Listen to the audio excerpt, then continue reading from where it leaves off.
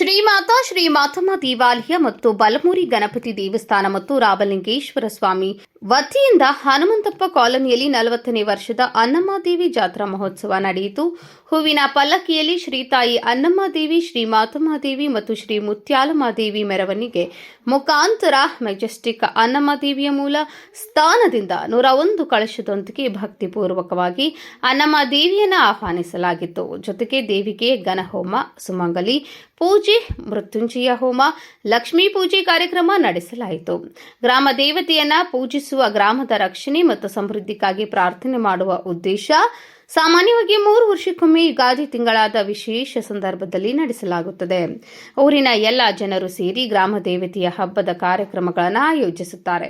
ಹನುಮಂತಪ್ಪ ಕಾಲೋನಿಯಲ್ಲಿರುವ ಭಕ್ತರು ಗ್ರಾಮೋತ್ಸವಗಳು ಭಕ್ತಿ ಭಾವದಿಂದ ನಡೆಯಿತು. ದೇವತೆಗಳಿಗೆ ಭಕ್ತರು ಹೂವು, ಫಲ, ನೈವೇದ್ಯದೊಂದಿಗೆ ದೇವತೆಗೆ ವಿಶೇಷ ಪೂಜೆ ಸಲ್ಲಿಸಿದ್ದಾರೆ.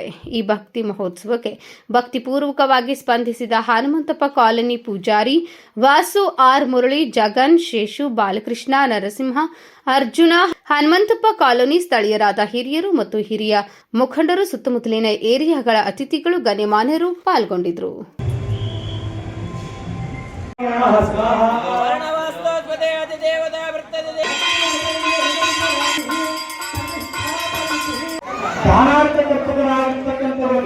ನೀವು ಹೋಮಕ್ಕೆ ಕುತ್ಕೊಂಡಿರುವ ಸದಸ್ಯಾದೇ ಆಚಾರ್ಯರಾದಿ